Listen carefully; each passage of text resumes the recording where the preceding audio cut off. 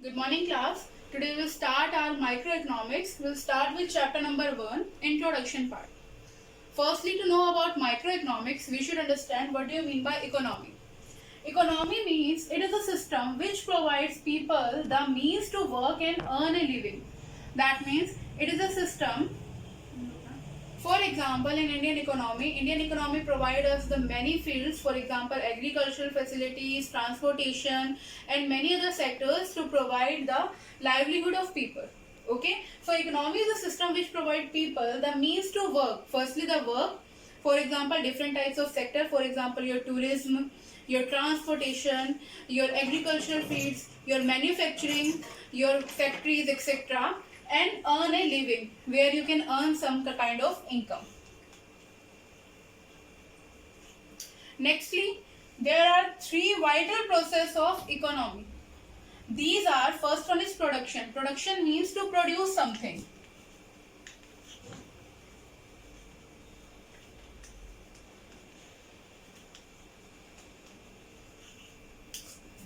Like we do in the manufacturing part. Second one is consumption. Consumption means to consume something. For example, we are consuming every product which we are manufacturing, and most of the products which we are manufacturing. For example, we are consuming food, we are consuming drinks, etc. And last one is capital formation or investment. This is a main pillar of any kind of economy. If there is no capital formation, अगर हमारी economy में money ही नहीं होगा या हमारी economy में money बनेगा ही नहीं, हमारे पास पैसे ही नहीं आएंगे, so where the system will work.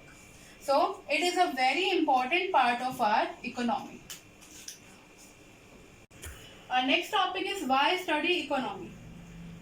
Firstly, we have learnt about economy. Economy is a system. Now we'll study why to study the economy. Economy is very important because there is scarcity of resources.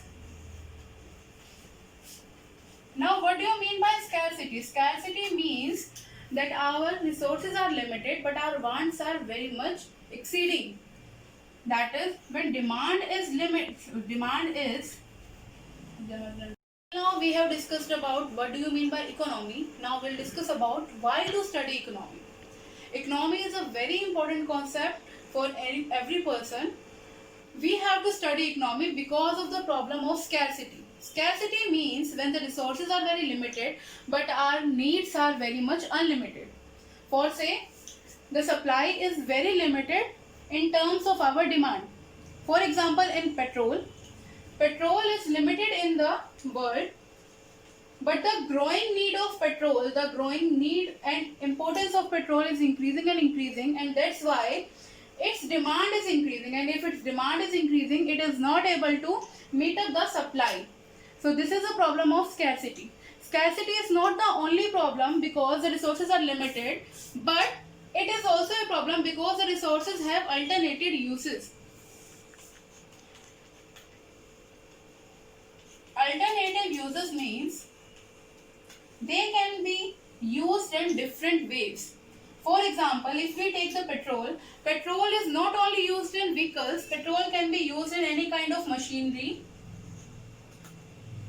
some kind of cleaning work, etc. Hence, the scarcity is the main problem to which we have to study the economy. Moving to our next topic, it's economic problems. What do you mean by economic problem? Economic problem is the problem of choice. It arises due to choices. We are human and we have different types of choices. We have unlimited wants. Our wants are never satisfying.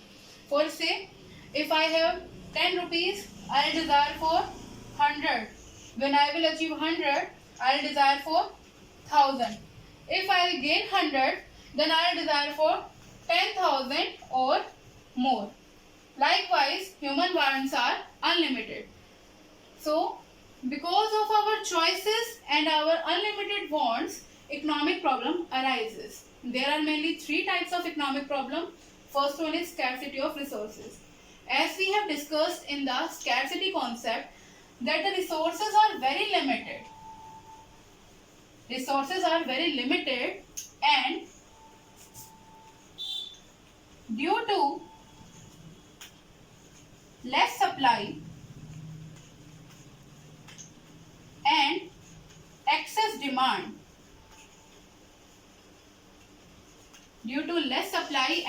demand, the scarcity of resources is a very big problem. Our resources are very limited in numbers, but we want more and more from those resources. Nextly, unlimited human wants. As we have referred here, that if I have 10 rupees, then I'll desire for 100, then I'll desire for 1000, then I'll desire for more and more. That means our human wants are very unlimited.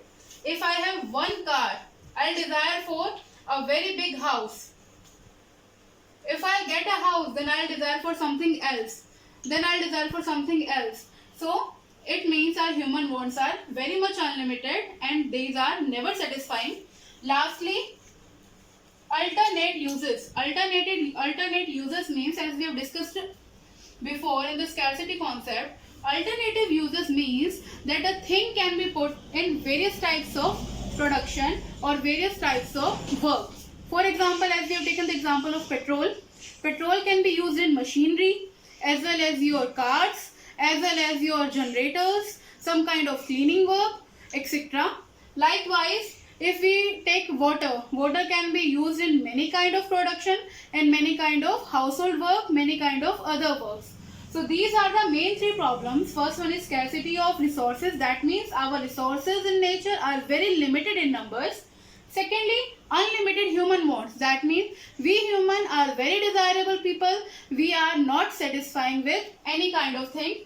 And last one is alternative use. That means whatever resource we have, we can put it in different kind of production, in different kind of uses. So these three are the main economic problems of any kind of economy.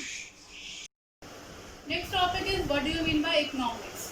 Economics is a social science. Social science that studies the way a society chooses to use its limited resources and to satisfy its unlimited wants. Okay? Economics deals with the way a society chooses, यानी कि हमारी society किस तरीके से अपने limited resources को unlimited uses के लिए ऑप्ट करती है, उसे हम क्या कहते हैं? Economics. Now economics is of two types: positive economy and normative economy. Now there are two types of economics. First one is positive and second one is normative. First we will talk about the positive economy. In positive economy, what is it? It tells the situation which is currently prevailing in our country. Positive economy is the economy which tells us about what actually is there in the economy. That means actual situation. For example, like we are taking currently example, prices of petrol is increasing day by day. That is the actual situation. Now we'll tell about normative. Normative is just the ideal situation. It tells us what actually should be, what ought to be, or what an actual situation should be like.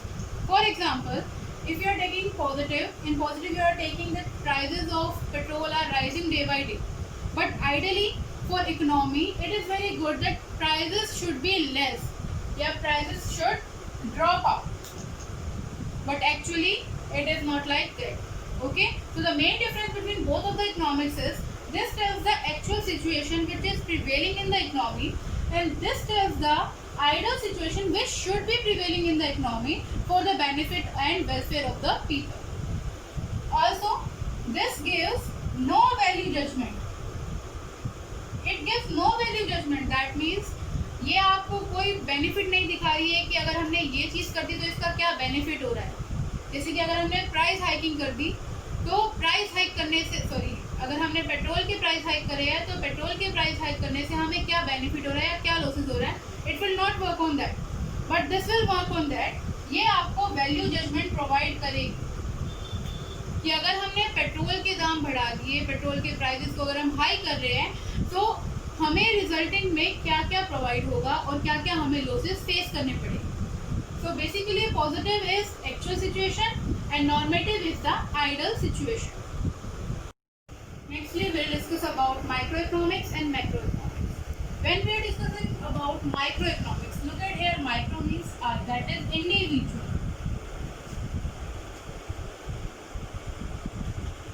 When we are talking about an individual, then we are talking about microeconomics. For example, your demand and supply of an individual.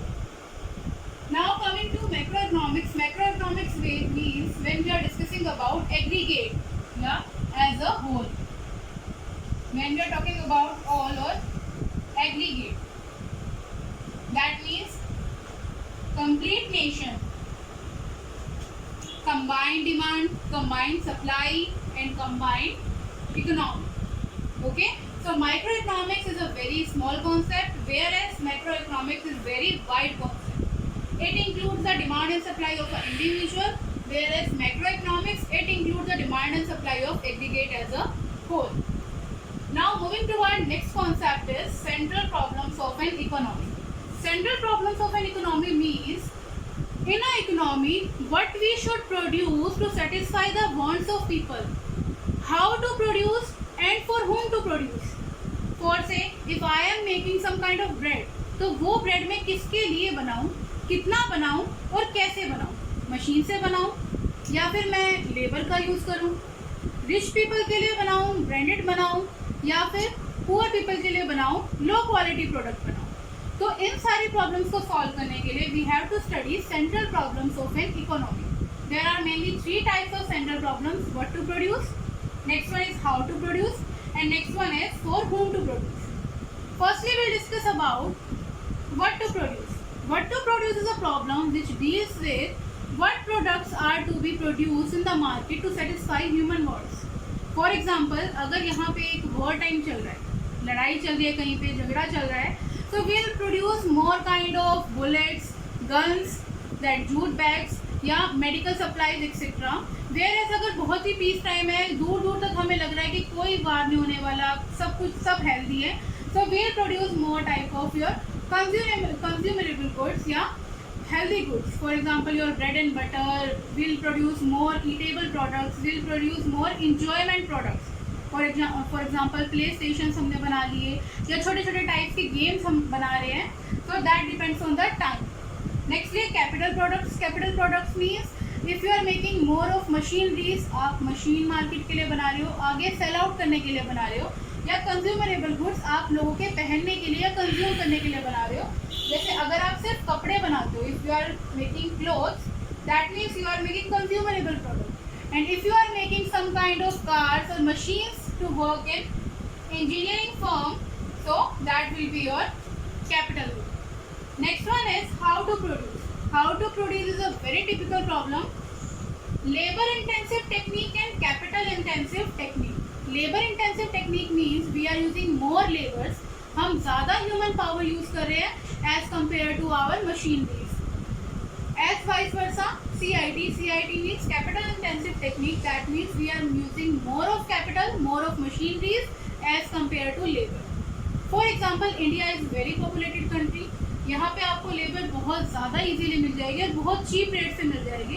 तो ऐसे time पे हम क्या करेंगे, labour intensive technique का use करेंगे. Whereas अगर हम बात करें यूएस की या फिर कोई और जो हमारा नेशन है जो प्रॉपरली डेवलप्ड है, वहाँ आपको लेबर्स बहुत ज़्यादा महंगे मिलते हैं एज़ कम्पेयर टू मशीनरी. तो वहाँ हम ज़्यादा फोकस किस पे करेंगे, कैपिटल इंटेंसिव टेक्निक.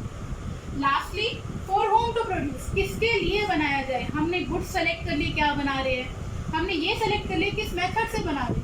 अब ये भी तो सेलेक्ट करना पड़ेगा कि किसके लिए बना रहे, रिच पीपल के लिए बना रहे हैं या पुअर पीपल के लिए बना रहे हैं, या फिर हम फंक्शनल डिस्ट्रीब्यूशन कर रहे हैं. फंक्शनल डिस्ट्रीब्यूशन का मीन्स हम हमारी जितनी भी हमारे पास इनकम है उसे ऑल फैक्टर ऑफ इनकम आपके 4 होते हैं, land, labour, capital and entrepreneur. क्या हम इन सब के लिए बना रहे हैं, या फिर पर्सनल डिस्ट्रीब्यूशन. दैट मीन्स हमारी कंट्री में जितने भी डिफरेंट टाइप के जो पीपल हैं उनके डिफरेंट सैलरी इश्यूज है, तो हम उनके लिए अलग अलग इनकम वाले पीपल के लिए अपने प्रोडक्ट्स को बना रहे हैं और उनमें डिस्ट्रीब्यूट कर. तो lastly, to conclude, central problems are of 3 types. What to produce, क्या बनाया जाए, हाउ टू प्रोड्यूस, कैसे बनाया जाए, फॉर होम टू प्रोड्यूस किसके लिए बनाया?